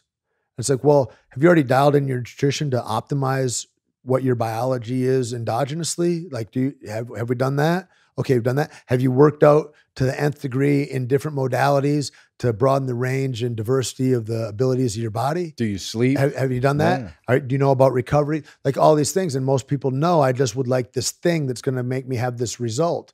And when I'm results oriented, I'm broken, right? And I have to be pathway oriented. I have to look to, can I make myself strong enough to walk the path? Not the fucking result. That's stealing. That's called a thievery, right? And the person you're robbing is yourself. And so like, how do I get strong enough to walk the path? And so that becomes the thing for me. But what happened with that, having a practice that's I've been deep in for a long time, is it showed me a perspective and a shift that has altered things to some degree where, you know, I grew up with my back against a wall and everything's a perceptive threat and I have to be careful. And so I look at the world that way through that narrative. And I build a moat around myself so that because I don't want to be a victim, like some pussy going, oh, the world's hurt me. I'll just become strong. And part of that strong is fortified walls, which served me for a long time. And I think is useful to some degree. I think you got to be able to measure things and people, allow things in and not other things in. But when I build walls around me, man, it's like it keeps out all the bad things, all the nefarious things that might be lurking. However, it also keeps out all the love and all the goodness that might, you know, and so if I'm not careful, I don't know what I don't know. So I don't know what's beyond that wall. So what am I keeping out? You know, maybe I'm keeping the mystery of life out. Maybe I'm keeping a better version of myself out. And I sat and I thought, maybe there's nothing to fight. You know, maybe there's nothing to protect yourself from. Like, you're a bad motherfucker, Tait. Like, who can hurt you? Like, you're already in a spot where you're defensible just in your spirit. Just in your courage to stand in the conversation. It's like, those are the things where you're already powerful in your kindness. You know, like, what are you defending yourself from? And to really try to ask myself, so what ayahuasca and what plant medicine has done in a lot of ways is allowed me to have a dialogue with myself where I'm auditing myself in a different kind of way as I take inventory of my life and go, is this serving me still? And I think that's an important thing for people to do regularly is to really look at behavior and go, how is this serving me or is this keeping things from me? And then also, what don't I know? I've got to make myself available to not only what I can critically think and look at an answer, but I got to go, well, what don't I know that's even out there that I can't even consider to think about, you know? And so to let those walls down a little bit and it just allows you to wear life a little looser and more things to become open and question old truths and adopt new habits and also stay true to the thing that brought you to the party. I think, you know, I think that thing, if you got good practice involved, like I'm adding yoga into my practice to be something that's a weekly thing that I do. But, I think that you got to be careful with that because that can become a next shiny thing. Like if I give up jujitsu completely in that way, I would feel like that's a real loss of my growth. And it's part of my foundation, you know, like you got to be careful to not go to the new thing because, you know, your foundation then slips away, you know, and I think that's important. You know, I need that ground to stand on, and there's some, I mean, fuck, it's endless what we could go into on the physical and metaphysical levels of what jiu-jitsu has done for us, you know, but it's like that kind of thing, you know, and I don't know, like, what have you been thinking about God and about those things of that nature? I mean, in that world where I think there's a simulation theory, like there's certainly not a traditional God in that way. If it's a 6-year-old in the future on planet Naguanawad somewhere fucking in other galaxies that's fucking playing me as an avatar, like, I don't know. Like, so, and that's the other thing of like having a think nest that you respect is like, what do you think about that? Yeah, it's definitely changed for me over time, you know, and thankfully I was shown how to work with plant medicines differently than I did when I was a kid.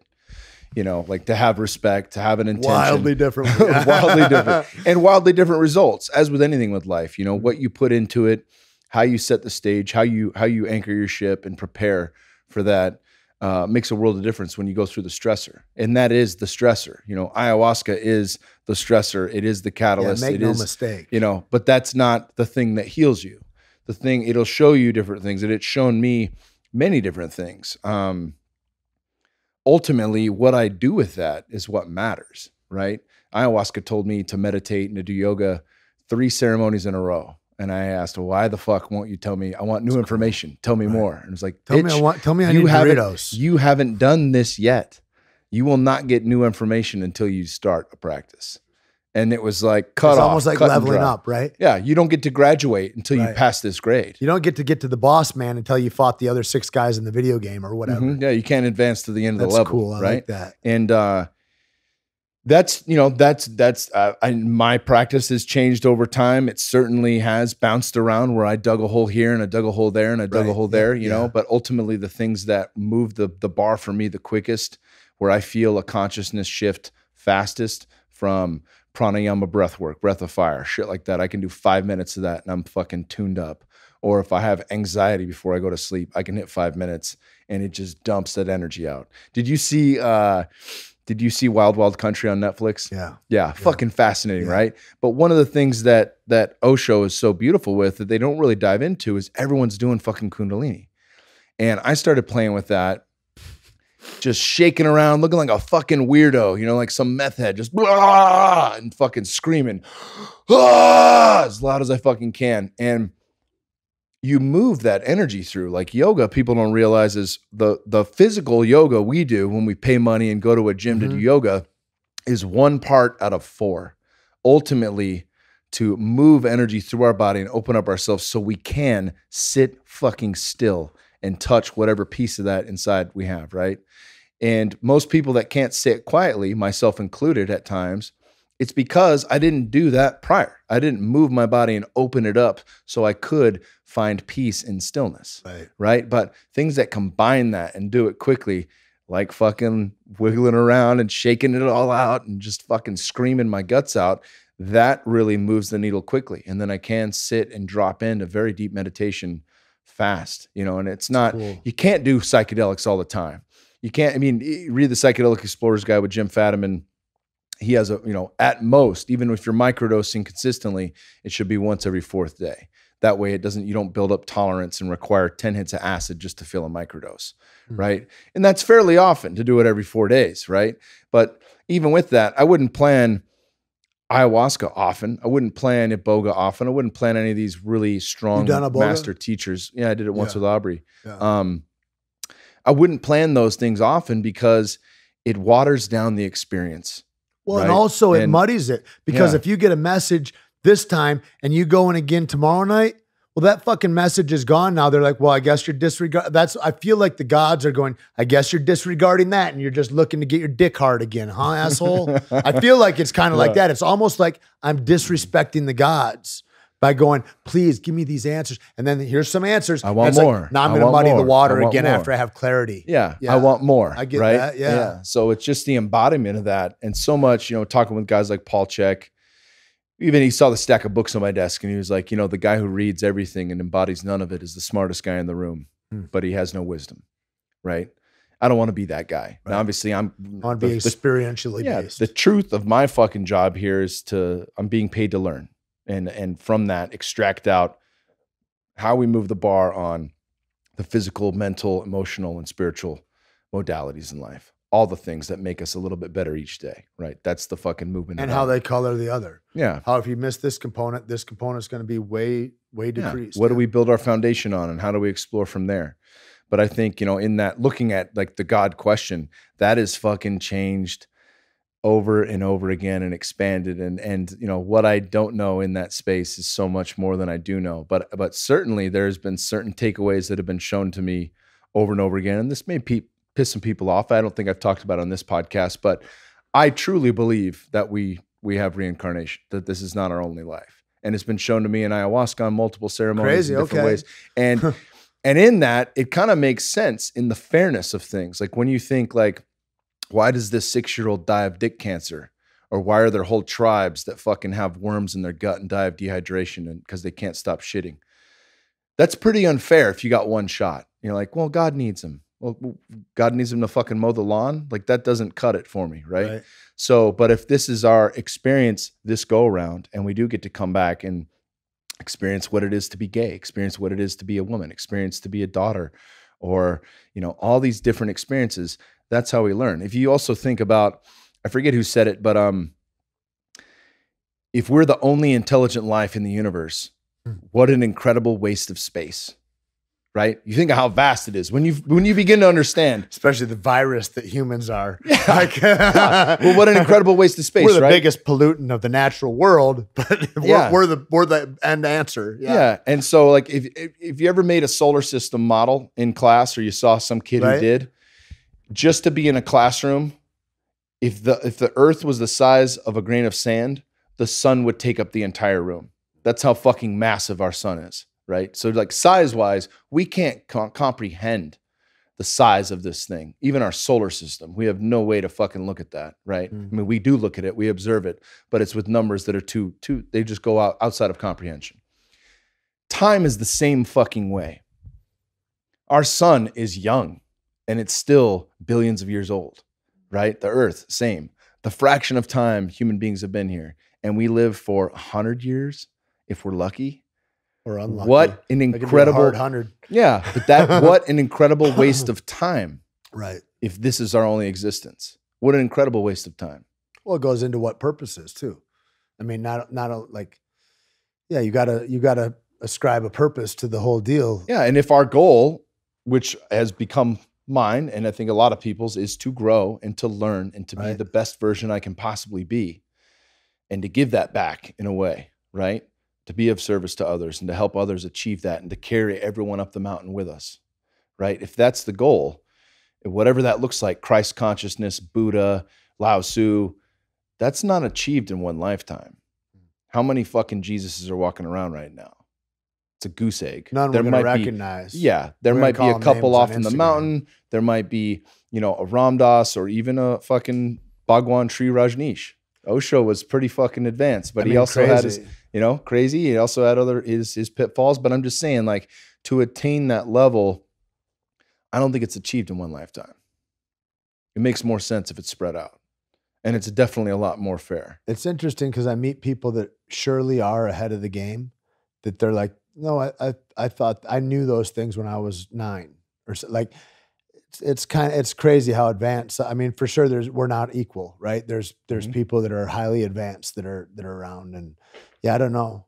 Maybe the sun's billions of years old. I don't know if the Earth's flat or not right now, bro. I just don't know. That's because you're fucking 10th planet Jiu-Jitsu, son. The jury's out.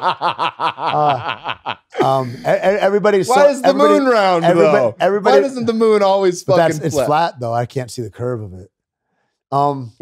It's two-dimensional. The whole thing with all that stuff, and I mean, Eddie has been such a valuable, optimistic, functional change to my life. I could never give enough thanks. However, he's like, hey bro, check this out. And I get a video, right, about the flat earth. And then these guys, they've got English accents, so they sound so that smart, man. They smart motherfuckers with that English accent. Like, that's tricky. They got an English guy to narrate it. Like, now I think that it's got validity.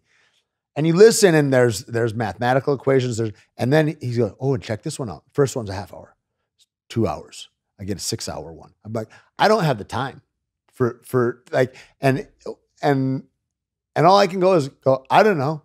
I don't know. I feel like we didn't go to the moon because I got a lot of questions that are unanswered, just like whether we're going to talk about. That's a possibility, whatever, right? I think that's more of a possibility. I don't think we did that. Being flat. However, Antarctica being a wall that goes off of like into the neither world. I don't know what happens. I feel like I don't give a fuck, because all my life it's made zero difference to me going from the narrative that the earth is round and that we're in a solar system of heavenly bodies that move around each other. And whether that's flat or not at this point, it doesn't tip my balance one way or another. I've still got to love my mom and love the people around me and make sure that I'm an example of those that would look to me like, and that kind of thing. Like, I'm like, I don't have time for those arguments. Yeah. Let me pay attention to something that actually matters to me. It's right? a trip, but we're in a weird place where it's like, there's like an overarching thing of like, no, nothing is real or what. And I'm like, I don't know that can be true. And then you talk to these guys that are these quantum physics dudes, and they're like, no, literally nothing's real. Everything's illusory.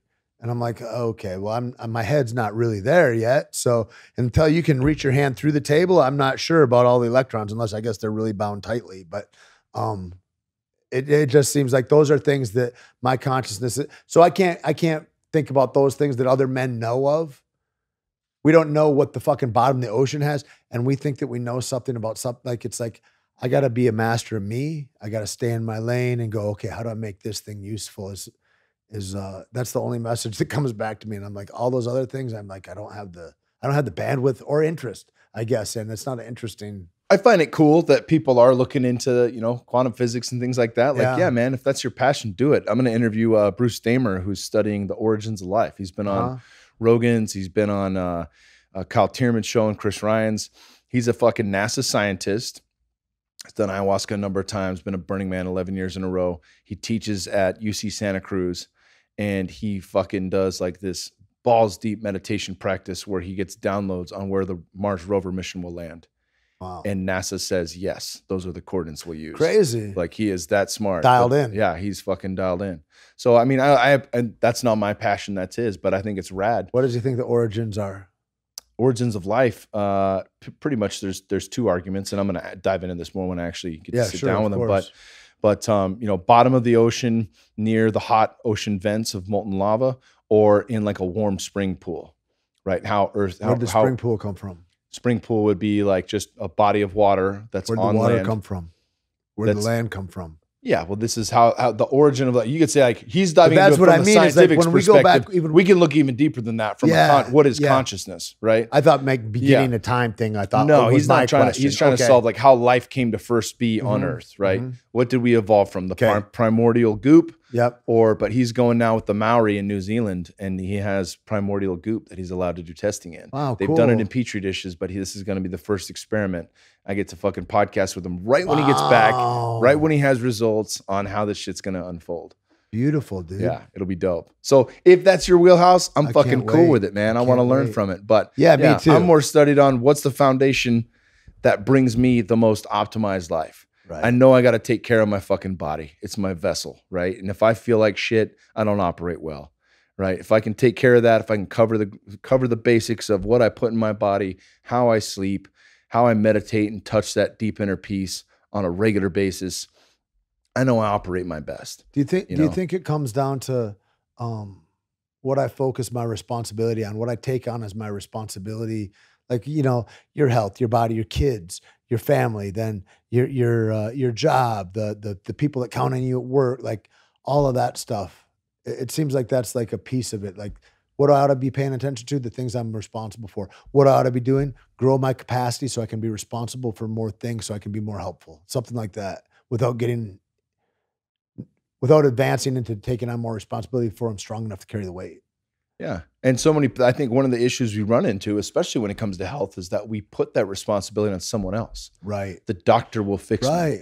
Right. The health enthusiast knows what I should eat. It's like, no, it's all fucking fine tuning. There's no one right diet that's right for everybody. And yours isn't going to be right for your life. That's exactly, that changes over time, right? Absolutely. Yeah. So, but figuring that out, that's your responsibility. See, that Dom D'Agostino, goddamn, that's maybe the kindest, most quiet, humble man ever. Like, incredible. That's the thing. That's the thing that I like, is like all these guys that are smart, that are really dialed in, that are figuring it out and going, here's how I can help you carry your responsibilities better. And I'm like, fucking, you know, there's people that are saving my life that don't have any interest in my life at all, that don't even know it, that I get to be privy to because we live in this world, you know, which is dope. Like that whole, yeah.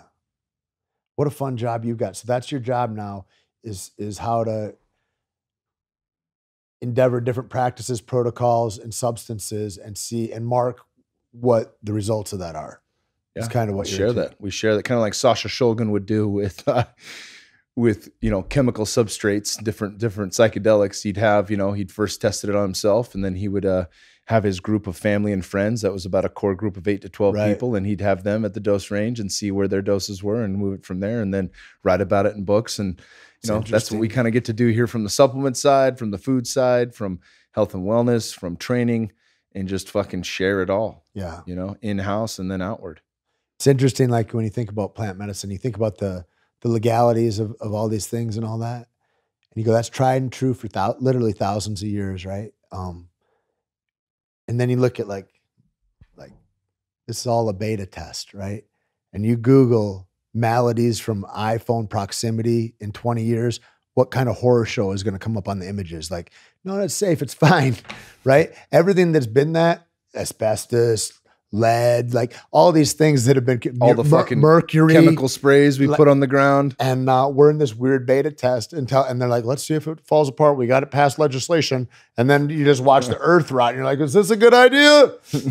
But that stuff is like the stuff that people are resistant to. Like, I don't know, mushrooms, they've been growing naturally for thousands of years. I think that we ought to control that. That's crazy. But let's go ahead. We're going to put mercury in your teeth. And we're going to go ahead and use lead paint at your house and asbestos, and shit's going to be fine for you. Don't worry. But hey, don't dip into that consciousness at all. I don't want you thinking too much. Yeah, don't think for yourself. It's interesting. Well, fuck, brother. We've definitely gone over the hour. All right fucking on. Absolutely beautiful, man. Love you, man. It is excellent. I love you Thanks too, brother. Thanks for asking. So we got Pirate Life Radio. Yep. Caveman Coffee. Yeah. What else we got? Where can people follow you online? Caveman's got some cool shit happening, man. We've just been endeavoring into some new fields and just looking at how to be in the space and what me and Lacey and Keith all kind of have for what our purposes are, and to make the things line up for our lives as opposed to lining up for the thing, and being true to that. We got that going on. A lot of cool film stuff coming that'll be interesting. Caveman Coffee just got in Jurassic World, which was a crazy thing. We're in like the opening scene, and so Lacey, she trains Bryce Howard, right, and she used to train this other guy that was the biggest action star in the world, but there's all sorts of NDAs with that. But when she left that because he was moving around, biggest action star in the world currently, probably, and over time, still current and over time. Narrow that down to either Arnold Schwarzenegger or The Rock. Look at that. I think that's pretty easy. Yeah. Yeah. Tom Cruise. Anyway, fuck out of here. There's this great love around the brand in this way. Bryce comes in and she's like, the last time was written in and I come in with Starbucks or whatever, and she's kind of like, a domineering, selfish, has her idea about how she's going to impose her will to the world, kind of not really a team player type of person in the first film. And then, the dinosaurs come and she gets woke when she sees those flying pterodactyls coming at her or whatever. And she's like, maybe there's a different way or whatever. She opening scene here, she's like, we're coming in and we're going to use a small coffee company that's kind of consciousness flavored, sustainable, loving, has a different ethos than the corporate companies that we're using before. And so, and they're training together. And she's like, I wonder if we could. And so she posits it to the producers and they work it all out. And I was like, and I'm just laying back here going, I am fucking stunned. I've got nothing to do with any of it. And I'm just watching, you watch the beauty unfold. You go, hey, I'm just going to stand in this space in the world. And like, it's crazy the stuff that comes by, So that was the big thing yet. Was we've got a debut. I was in the first Jurassic World with Keith, and then this Jurassic World is coming back with our coffee, which is kind of a trip. So yeah, that, Lacey's running this company called Black Ops where she sets up events and does all that kind of stuff. Keith's balls deep in acting and kind of getting that craft. He just was in Shameless a little while ago. And like all of us are just kind of doing all the things that we love and then paying attention to what our responsibilities are and growing that as it goes. And really, I've been trying to get reductive in life so that I'm just acting. I'm just in stunts. I'm just doing the podcast. Because it's like the podcast for me is like, I love the inspiration I get out of the conversation second to none when I make the time to do it. And so exacting a discipline towards that has been the big thing. And then Caveman and letting all that go and seeing where it all heads, man. That's it. Yeah, brother. Yeah. Where can people follow you online? Just my name, Tait Fletcher, and you'll find, I'm easy to find, man. We'll link all that shit up in the show notes. Yeah. Thank you, brother. It's been an absolute pleasure. Right on, you too. Thanks, man.